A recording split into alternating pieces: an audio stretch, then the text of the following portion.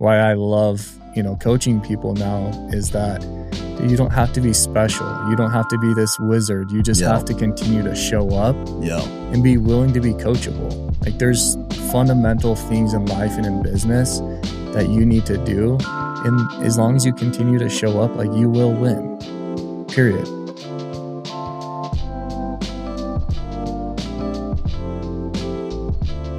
Welcome back to Case Studies. I'm with my good friend Cam Bawden, entrepreneur, dad, helicopter pilot, coach, author, coming out with launching a new book.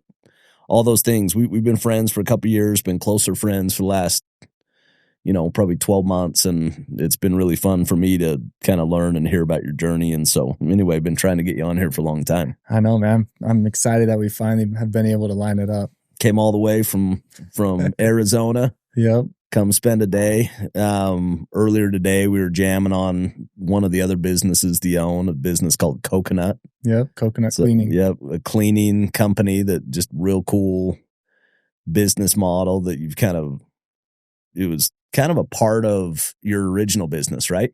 Yeah, so we started my main company, which was Pest Control, in 2010. And about 7 years in, I think, like a lot of entrepreneurs, we got really ambitious, thinking we could do everything because we got really good at pest control. Yeah. We launched 5 service companies in 18 months. And, we were talking there, like, some of them were successful and some of them weren't. And that's what's been really cool about this entrepreneurship journey, is that, like, we've learned the most when we've had the failures in those companies. Yeah. And Coconut's one of those 5 companies that I've sold off all of them since. And it's the one that, like, I'm really excited about. There's so much opportunity there. Yeah. And, that's why I've loved being around you even more, and being around other successful people, is just that, dude, over the past, years, but when you're around like-minded people, they just help you think bigger and make it seem like it's just possible, man. Like, the belief system in the human being is absolutely phenomenal. Yeah, but you've been on that track for a long time, haven't you? Like, you've kind of been a self-help, self-improvement junkie for a lot of years. I didn't do great in school, and so I've had to learn kind of the hard way. But I was I'm a really good copycat. You show me how to do something, like, I got you. Yeah. And so I've always tried to surround myself with people like you that have just, like, hey, do these things. Like, you've changed my life this year in weekly planning. And it's a simple thing. You walked me through it one weekend when we were together, and I committed to do it for the year.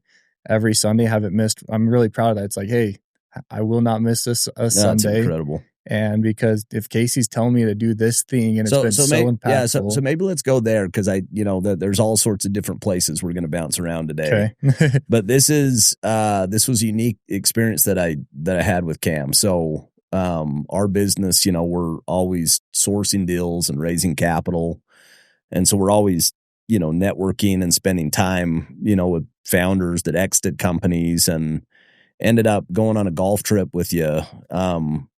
Not too long after you just had a awesome exit from a company. 2 months after. Yeah, from a company that you built for a long time. Yeah. And we'd known each other before, but I didn't realize you were that far down the road with kind of building the company and what it really consisted of. And even for me, like, there's just so many pest control companies. Yeah. I live in Utah County, and that's like it's a staple. And so when you said, hey, I got a company, I didn't realize you had like a real company that, was kind of world class. Yeah, and so we caught up on it, had a good time, went golfing. And then you reached out to me, you said, hey, would you be willing to coach me for a year? And it's just not something that I do specifically, because of just guarding my time. Yeah. You know what I mean? Love helping, love supporting. I just, like, I'm not a coach. I'm not in that world. And I had this impression. I think I was like up meditating or whatever. And I was like, you ought to call Cam and just tell him you go spend some time. And so we actually spent like some really like good time. Yeah. And the stuff that you were diving into, we went straight into planning.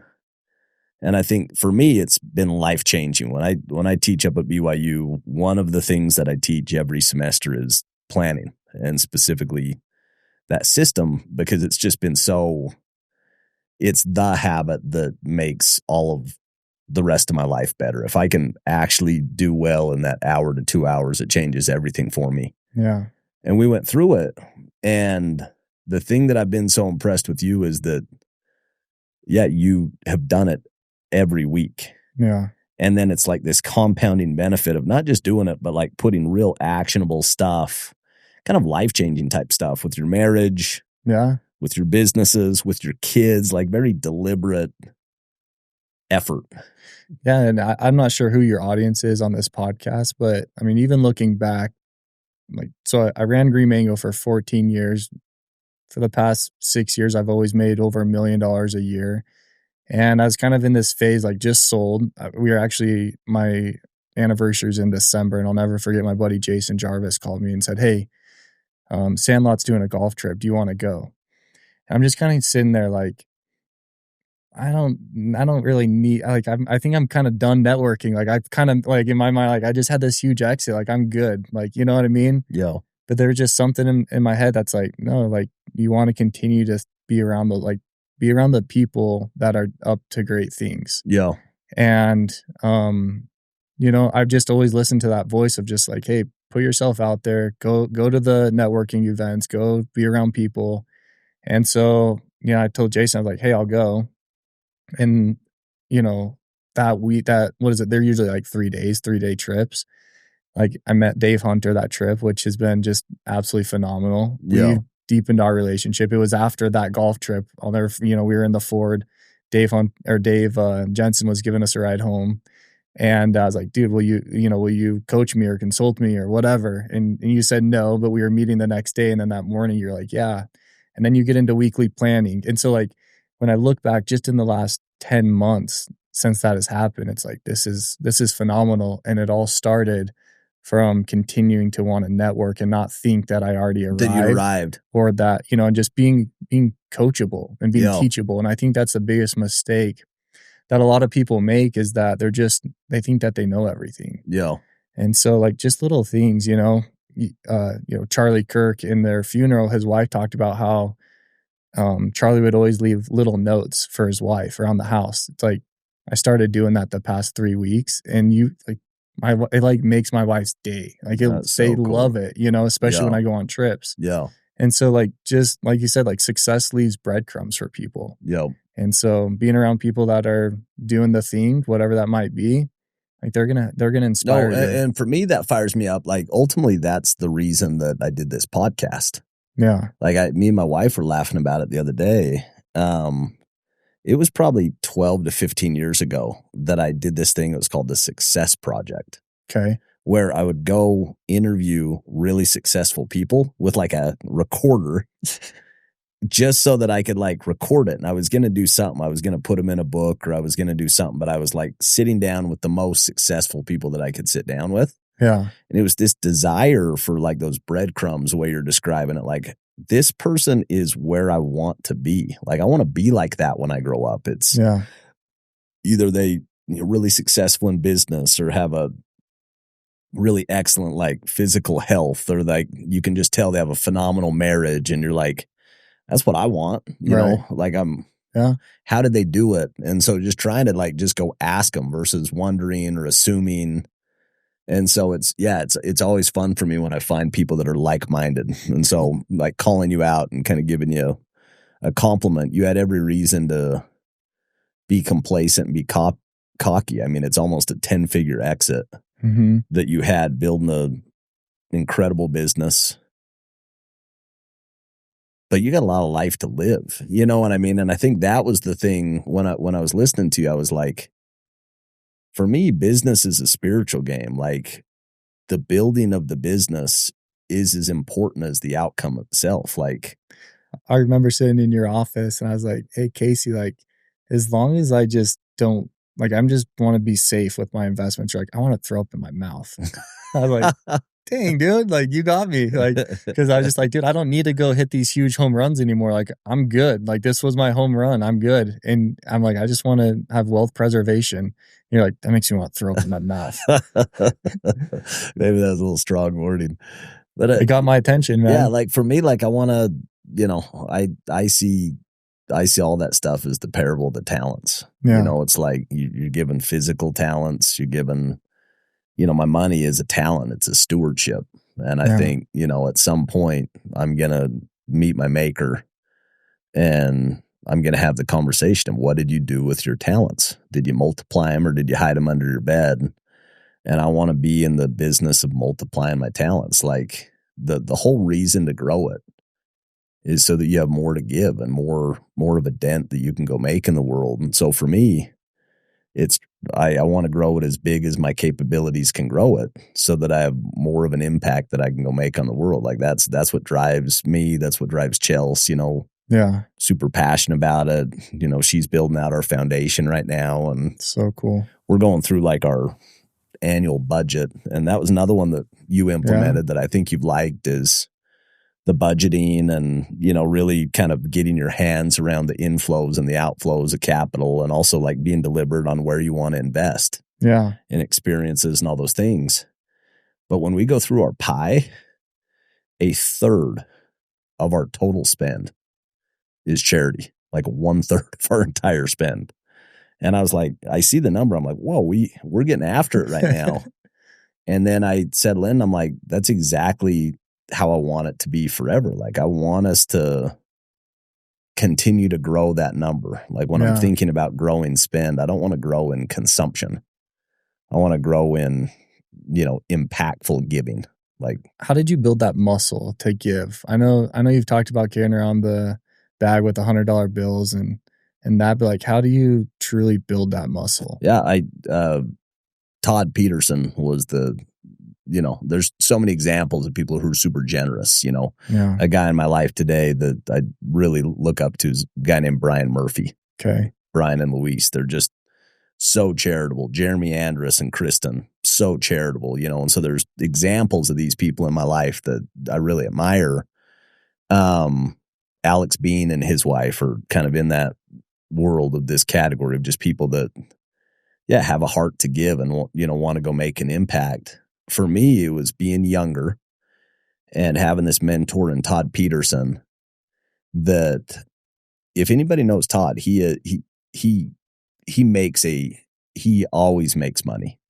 Like he is a money-making machine. He's a deal maker. Yeah. He's a negotiator. He's got a creative deal structure mind, value creation mind. Yeah. But on the other extreme, but he's always been so insanely generous. And he was generous to me when I came over. He was generous to sales reps who work for him. I remember when I was looking to go work at Vivint, I was kind of interviewing different people. Right. And I interviewed a kid named Cade Smith. And Cade talked about, Cade had worked for Todd before and talked about an experience where Todd had came. And when him and his wife were in a really vulnerable time and had paid for their medical bills. And I'm hearing this, never working for the guy. And I'm like, that's who I want to work for. Yeah. And it actually like kind of cemented me going and working for him. But I watched him for 15 years and it was just generous. Even when people would take advantage of him, I would see people, taking advantage of his generosity and I'd always get like a little protective. Right. Cause I'm like, but Todd, like, he's not naive to any of that stuff. He knows when he just doesn't care. Like, and so it's influenced me. And then, he had this habit of carrying around cash and it was a forcing mechanism for him to look for opportunities to give, not the big gifts, but the micro giving. Yeah. And so I'm like you, like I'm not super school smart or book smart, but I can observe really well and copy. And that was one for me that I'm like, okay, I'll just do exactly what he does. I'll carry a bag like he carries. I'll go put some cash in it and I'll look for opportunities to give. And it's an everyday thing. And it's a bring joy to my life every day thing. And it's create memories. And I do it with my kids and my kids see us being generous. You know what I mean? And so I think it is a muscle. I think it's an abundance muscle that you have to work. And if you don't work it, you won't have it. You know what I mean? Yeah. I think it allows you to get a little bit more aggressive too, because you have that ability to just know that everything's going to work out and be okay, and no matter what. Yeah. So I think so. Yeah. That's been my experience. And I'm not saying I'm doing it perfect, but it has gone well for me. You know what I mean? And I like how I feel. Like, I want to go feel that way forever. I want to go feel, the magic of just touching somebody's life. And if you can do it 365 days a year versus once or twice a year, it feels like that daily habit or ritual. It's as much for me as it is for anybody that we give money to. You know what I mean? It's like I get the benefit of, giving. Like, when you give, all of us have experienced it. When you give a gift, when you write a note, when you give service, when you give time, everybody wins. You know what I mean? There's not one winner. It's not I have less and they have more. There's this magic that happens where everybody has more. And I don't understand the life principle behind it other than I know it works. Yeah, I love that, man. Well, brother, let's go back to the beginning. So where was home growing up, and kind of what were those influences to be entrepreneurial? Was it always natural, or was it learned? No, so we grew up in Arizona. Well, I was born in Utah, but moved when I was 2 years old to Arizona. And, my parents got divorced at a really young age. And I think that had a huge impact on me. Like, watched my parents struggle, and, both financially and with relationships. And there's just a lot of cool things that came from that too. One of the things that I learned early on is the value of keeping your word. My dad, when my dad, left that morning, I thought I was losing my dad. And he looked me in the eyes and said, "Hey, like, I'm still going to be your dad, but Tuesdays was our day. I'll be there every Tuesday at 5:00 and every other weekend." And he's like, when I say 5:00, I mean 5:00. And for 16 years, wow. My dad was never a minute late. Like, 5 minutes before 5, he's coming around that corner. I'll never forget the sound of his V8 truck coming around the corner, and it was just like, you were looking forward to it. I was looking forward to it, and I knew I could count on my dad. And so, and then just like growing up, like just the normal struggles, I remember a time where I wanted a baseball bag that was $40, and my parents, it wasn't that like they didn't want to buy it for me. They couldn't. And so didn't have it. Yeah, they just didn't have it. And, so whatever was happening during that period, I just always knew, like, man, I want to have money. Like, I like nice things, and I want that. But school's a struggle, man. Like, mainly because I didn't know how to apply myself. They weren't teaching things that were intriguing to me, and wasn't paying attention during class and like all the things. And so I always felt like I was a bad student, but because my dad had me do chores and my mom had me do chores, and, I learned how to work. And so I felt like I could always outwork like anyone. And, I went on my mission, served a mission in Canada, Edmonton. And the goal was to come back and do real estate, because that's what my dad did. And I finally, last like 3 years of high school, I finally saw my dad like making good money. And he was flying helicopters, showing people, land in the helicopter. And so I was like, wow, this is really cool. So I went and got all my licenses in aviation when I was 16 years old. And the plan was to come home and do real estate. I got home in 2009, and the market was just trash. And my dad basically was like, "Hey, I don't have anything for you." And I was kind of pissed, because I was like, man, you're supposed to like help me get rich and help me do all these things. And now you're saying like I got nothing. And I got recruited to knock doors. And that's when my journey kind of started. And you went out with who? I actually didn't fully go out. So Moxie, my buddy Dusty, who I ended up starting Green Mango with, was like, "Hey, come watch me how I recruit these guys. Like, I want to show you what's going on." Jason Wallen at Moxie gave us his, the credit card, and was like, "Hey, I don't care what you guys spend. Like, just make sure 50 reps are here in the summer." So I was like, we were flying the planes with all the fuel. We were doing the basketball tournaments, going out to all the nice steak restaurants. And, I was like, what is this, man? What is this? And right before summer, I was looking for a career. And the path at Moxie was like, "Hey, if you can come out and sell 200 accounts for a couple years in a row, and if you're the right guy, like, and if this and if that and if that, we might consider you to open up, a branch or a territory, whatever they call it. And I was just like, I don't want to take that risk, and I don't want to leave Arizona. And so I stayed behind. Dusty went out and sold. I started a detailing company that summer, 21 years old, and quickly realized I don't want to wash cars in Arizona heat outside. Yo.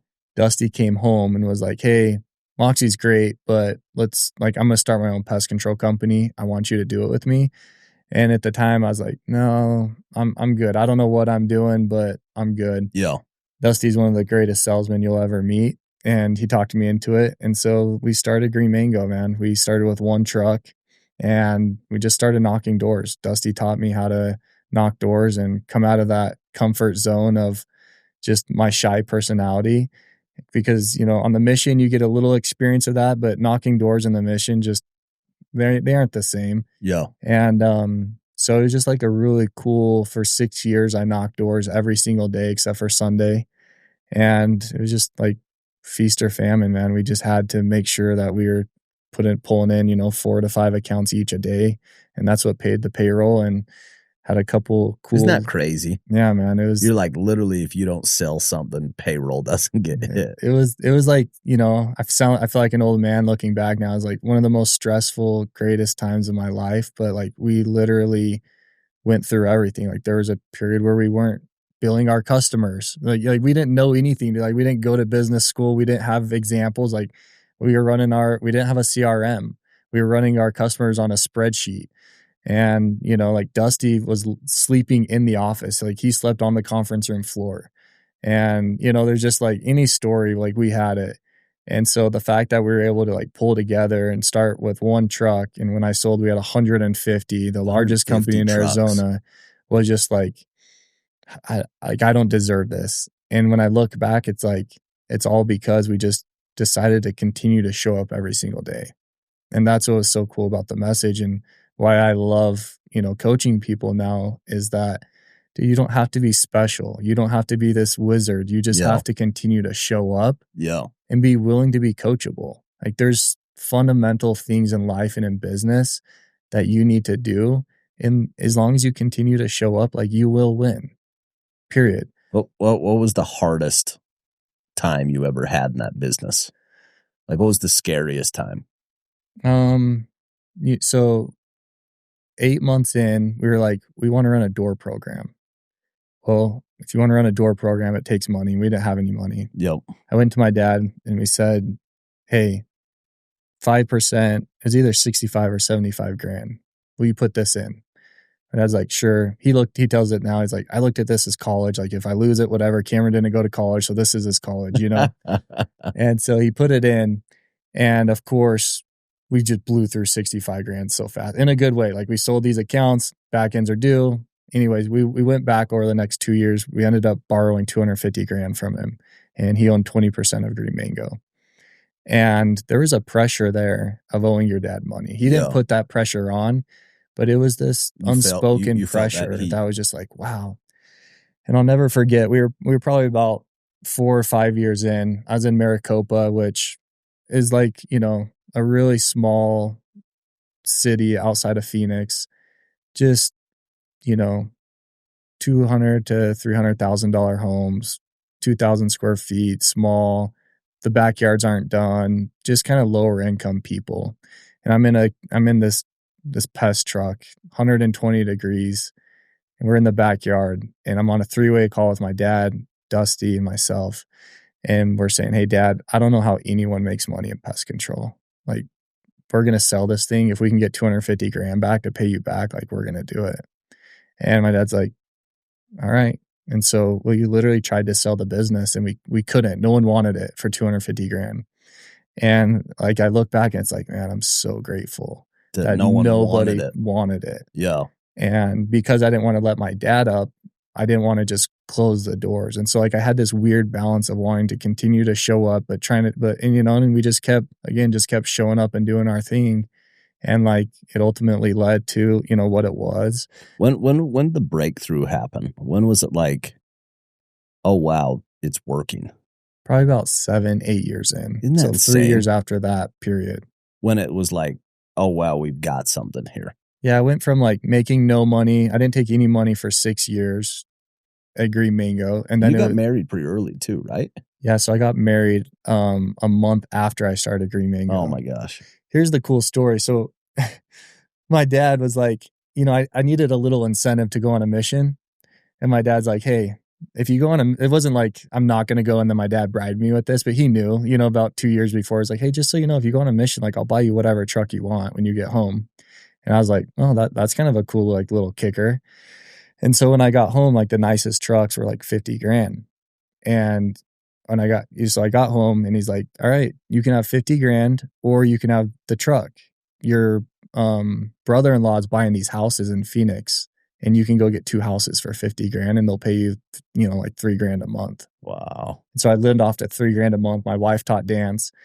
And that's the only way I was able to survive for the first 6 years of Green Mango. But once it hit, it hit. Like we went from 0 to 60,000 to 250,000 to year 8, I was making over $1 million, like $1 million, 1.2 a year. And it was just skyrocketed. And that was just like, this is crazy. So that was it. That was it, man. And then felt like I was on top of the world, started 5 other service companies, launched with an investor, $4 million in. We sit down with him. He's like, hey, I'm done. Pulled the rug out from underneath us, was $4 million in debt. And then every belief system, every confidence that I had was just questioned, just out the window. Yeah. Out the window. And, had to sell off some of the companies that I felt like weren't going to be successful or worth my time and focus on the ones that, I felt like were the keepers, and just started to slowly rebuild. And yeah, man, it's been like this normal, like everyone explains, this normal roller coaster of just ups and downs. Yeah. What's next? Like when you think about, takes you 7 years to actually go get traction. You think about that hard-earned experience. Mm-hmm. And then you think about that same thing of if you were to start Green Mango again. Right. It wouldn't take you 7 years to get going. No. You just have that muscle, you got that skill set. And so how do you, when you think about what fires you up for the future of value creation, what's capturing your heart and mind at this point? Because I think this is an interesting question. I think when you don't have money, you think that it would solve everything. You know what I mean? That's if I just get it, then I'll be done. You know what I mean? Or then I'll be a rot. And once you get it, you realize it's not that much different. It definitely better, but not. It's not everything. Yeah. You know what I mean? And so what captures your heart and mind, or what? Yeah, I think that's the biggest question that I get asked. Why are you still going so hard? Yeah. And the only response I have is you can't literally be a lion and then just all of a sudden be a sheep. It's just not in your DNA to be hunting every single day and then all of a sudden just kick back. You think it's just your nature? It's just my nature to go. I have to be busy. And so, I feel like I'm busier now more than ever, but it's a different kind of busy. And running a company when you're not stressed about payroll is just a lot more fun, like you said. Yeah. But I've kind of I have my 1% club, which is there's the cool story behind that is that only less than 1% of companies ever make it over $10 million in revenue, and they're actually profitable. And so after I sold Green Mango, my wife threw this celebration party and just invited close people that really were impactful in my life at that point. And she made these hats that said the 1% club. And that night I was like, those are cool. But for 2 months after that, I didn't want to wear the hat because I felt like it was a little bit too boastful and just kind of in your face. I was like, that's not me, man. And so I didn't wear them for a while, but I started to. A lot of people over the past couple of years have reached out asking for help. And especially after I sold, they were asking for help. And because I want, a lot of people helped me, I want to give back. Yeah. So I started giving these guys time. And it's just evolved into this amazing community, an amazing group of entrepreneurs that are wanting to get better. And I call it the 1% club because my goal is to help everyone in that group become the 1%. And it's just been fun, man. And so I allocate some time towards that. We have coconut cleaning, which we talked a little bit about, but there's just an amazing opportunity there. Coconut's been in business for over 8 years now, almost 9. And we launched franchising a couple years ago, and we're about to like really go crazy on that. Yeah. The goal is over 80 locations in the next 3 to 5 years and do a $250 million in revenue. And there's like a real pathway to get there. That's exciting and fun because we've gone through 8 years of proving systems and processes and marketing. And what's cool is like I can look at someone in the eyes that's 22 or 25 or even 30, no matter where you're at, and let you know like, hey, like this is a pathway to success that increases your odds a lot more than just going out and starting your own pest or carpet cleaning business. Like we've gone through 8 years of hell, like testing these systems and processes. Like let us like partner with us. Let's go franchise and we're going to help you be successful. Obviously nothing's guaranteed. They have to go put in the work, but the chances of their success increase big time when they do it. And so we have, 7 locations now, and like a lot of them are just crushing. I can't talk too much about the numbers just because of all the FDDs and everything around it, but it's like these guys are crushing it, man. And it's so exciting. Cool. Yeah, we were talking about that, and I thought the thing that was I think about this Tony Robbins framework of thinking where he says like in life and in business, like the 3 kind of habits that are so important is pattern recognition, pattern utilization, and then pattern creation. Yeah. And I think for you, pattern recognition, you've got this cleaning business that seemingly is different than pest control. Right. One of them, it's just a one-time fee. It's, cleaning versus servicing. But you're seeing like, hey, there's a similar pattern to this business and the business that I built. Yeah.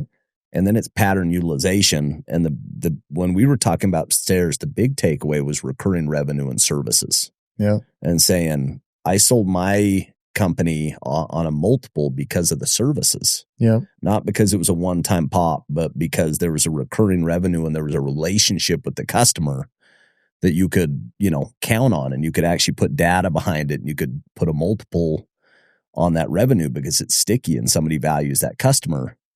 And so you guys went out and you guys figured out a product or a service that you could have recurring revenue that looks a lot like a pest control contract where you're showing up and you're servicing and you're doing maintenance and you're kind of being a partner to somebody versus just getting as much as you can get out of like a one-time. Yeah. And then the last one, so you got that pattern, pattern recognition, pattern utilization. And then the third one is pattern creation.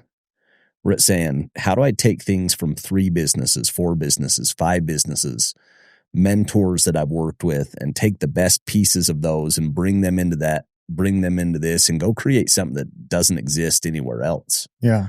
Taking the pieces from building a brand, taking the pieces from recurring revenue, taking the pieces from marketing, taking the pieces from door-to-door sales, like all of these things. And so it's fun for me to watch you guys. I mean, you have that 10,000 hours. You have like that doctorate or that master's degree in business from just doing it, from building it. And to be able to say, hey, let's go try to implement this again. It's always fun to watch it. For me, it's art, it's watching a master at their craft, implementing it and getting better and not being complacent.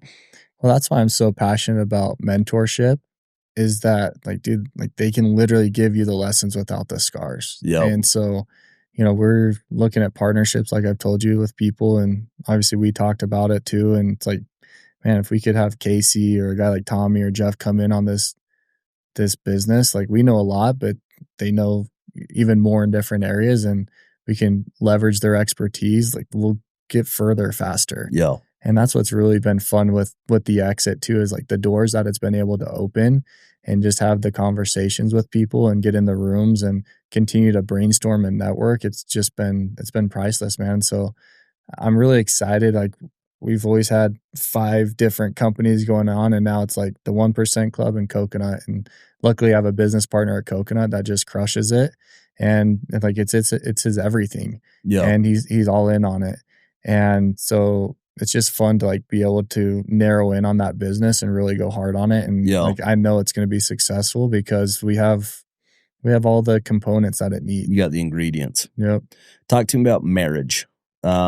This was one that, when we were going through coaching and going through some of those different things, that was an aspect that you said, I've been all in on this business for 14 years.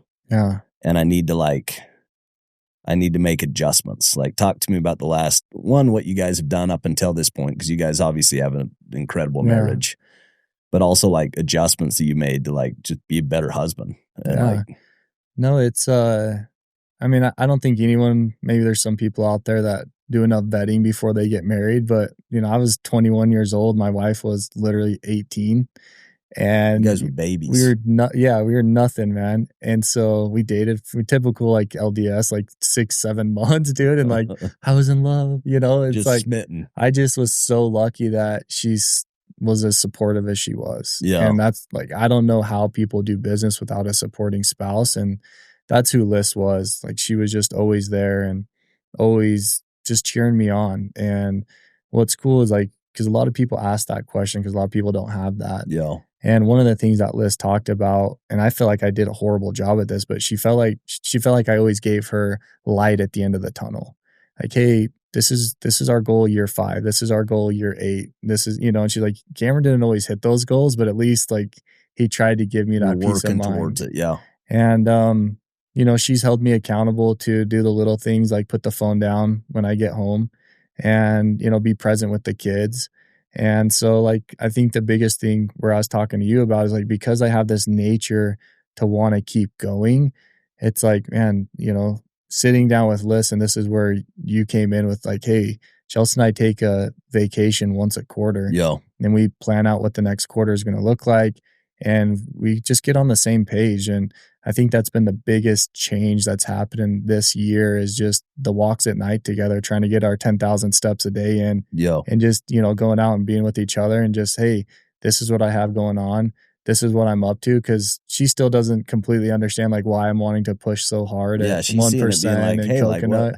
Like, what is calling to you? Yeah. Yeah. And like, going out and continuing to network, going on the golf trips, going on to meet this person or whatever. Like she's, it's like, she doesn't get it, but nonetheless, she's supportive because she knows it's what fulfills me. Yeah. And we've been able to voice and have that communication. That's like, hey, these are the things that are important to me and what's important to you. And so one of the things, like I try not to work on Fridays now. And I've always tried to be home the last probably 4 or 5 years at 5:00 and put my phone down. Anyone that works with me knows like you're probably not going to have a good chance of getting a hold of me between 5 and 8. Yeah. Because I just put the phone down and I'd be present with my kids. And then at 8:00 I'll jump back on. And, I'm really passionate about having a 0 inbox policy, which to me means getting back to everyone that reached out to me that day. I think there's a lot of value in that. And just shows like I care about people if they're reaching out. And so that's been a huge blessing in my life doing that. And when I reach out to people, like they get back to me, and I think it's because I respond to them and I'm attentive to them. So there's what's cool about Liz is that she's been able to support me in my dreams, but also, like I said, the notes, like she hey, one of the things, like she loves getting like she loves flowers. And so I have it on my calendar once a month. Like, dude, just order the flowers and like have them get there. Yeah. And so it's just doing the thing, man. Like what's important to you and write it down. And that's where weekly planning's been so great.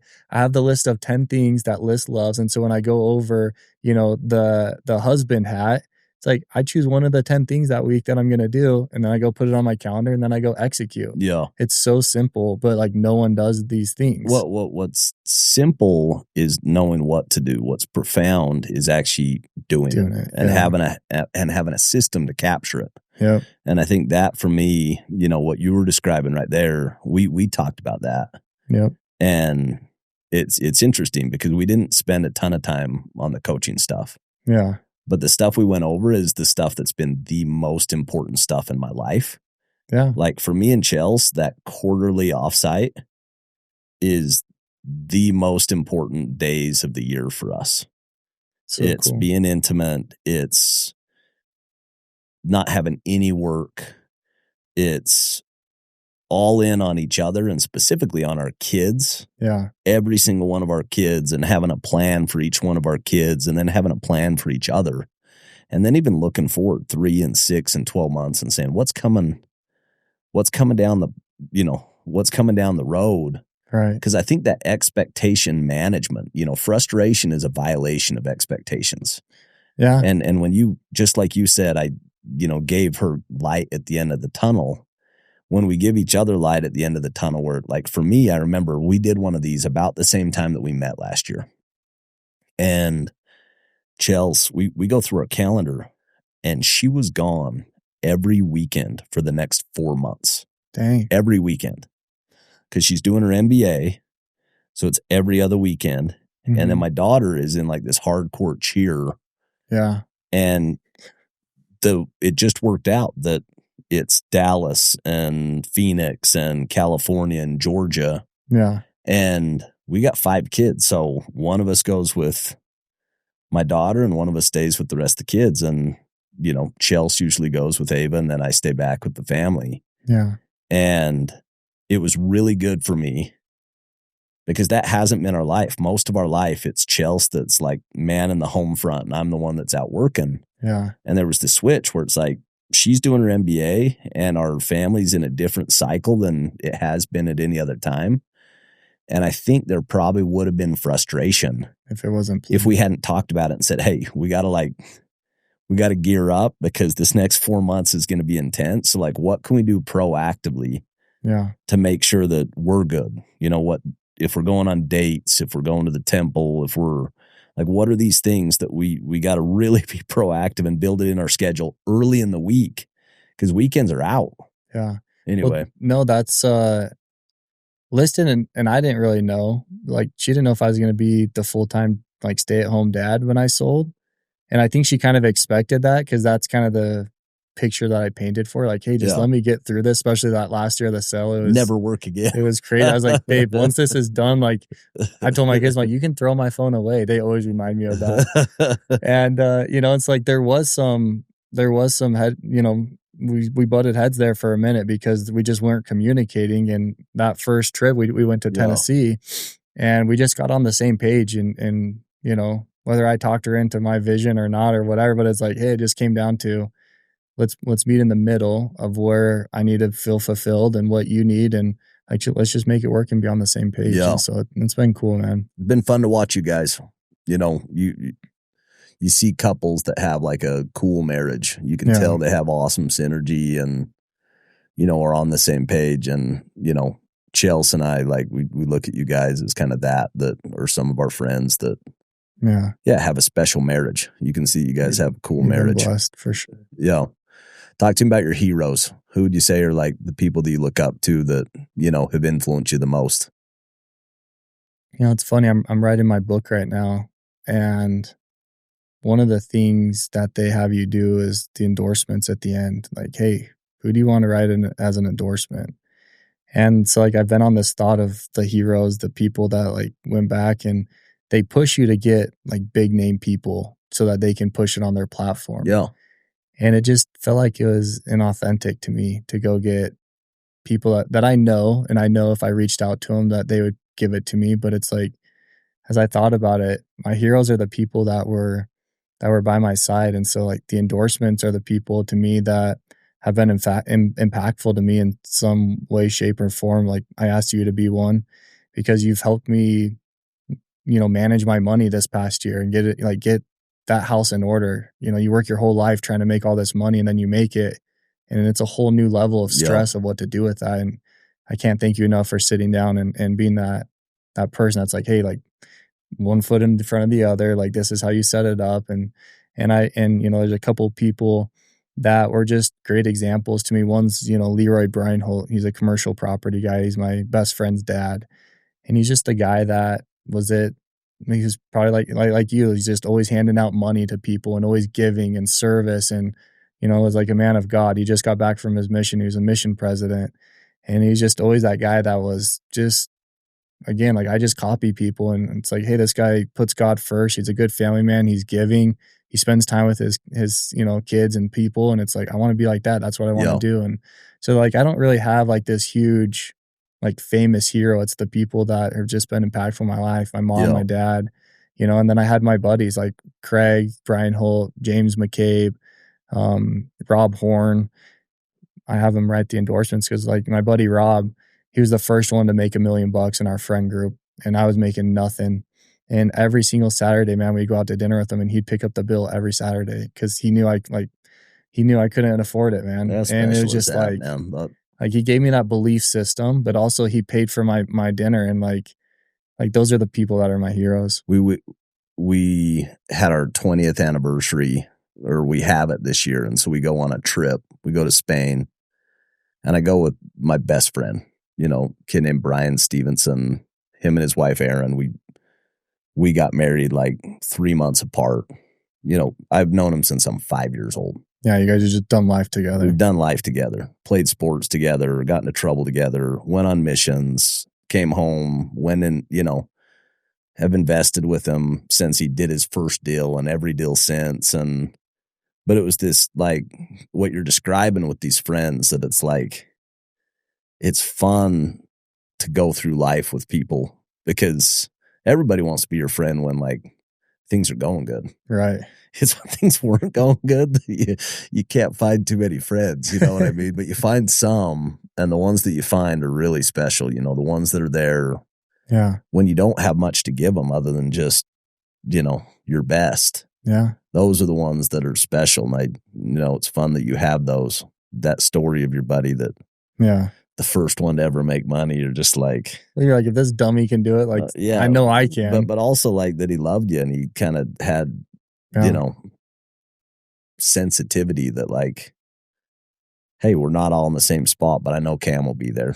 Yeah. He's out building it, and that's cool. I'll participate now, and he can pick up the bill later, Yeah. So cool. Talk to me about faith. Talk to me about your faith journey and how that's factored in this whole process. Yeah. So, I got a blessing before my mission, and in the blessing, it talked about if I pretty much have exact obedience, on my mission, that like everything will be okay. And I've just kind of taken that in life, with just like, and I'm far from perfect, but it's like, as long as I continue to put God first and do the best that I can, like I know everything will work out. And that's just so far at 37 years old, like it's just been that way. And so, what's been really cool this year, part of the weekly planning, is a lot of the times when I put on there's like a weekly lesson with my kids, which, is kind of funny because the church has been preaching that, but it's like, I haven't been the best at that. But this past year, it's like, hey, I'm doing the family home evening, or I'm doing the Sunday lesson. It's 10, 15 minutes. Yeah. My kids love it. And I love it because I'm preparing for it, and it's on the calendar. And so, it's been just those little things that have made all the difference for me. Yeah. Brother, appreciate you coming in. Appreciate you sitting down. Excited to see. These things are fun for me because there's some of them that you kind of sit down one time and you document the journey one time. And I've got other friends that it's kind of an every year thing. Yeah. Because there's so much happening. And I'm excited to like reconnect 12 months from now. Yeah. And see what the businesses look like, the marriage looks like, the kids look like, the investments look like, all these things, because you can see the seeds that are being planted and the consistent work that's going into all of them. And it's holistic work. It's very deliberate, and it's, fun to watch you, put in that work. And we're about the same age, but I feel like I'm big brother or something because, it just cheering for you, you know what I mean? And can see you doing it and all these things. It'd be fun to reconnect here in the years to come and just kind of see what comes of it. Right now it's like you're trusting that these seeds are going to turn into something. Yep. It'll be fun to like test it and go back and say, this is what it's compounded into. Yeah. So anyway, thanks for coming all the way from all the way Arizona to Utah, and thanks for spending some time. Yeah, man, I appreciate your example, and you're pushing me, man. So I love it.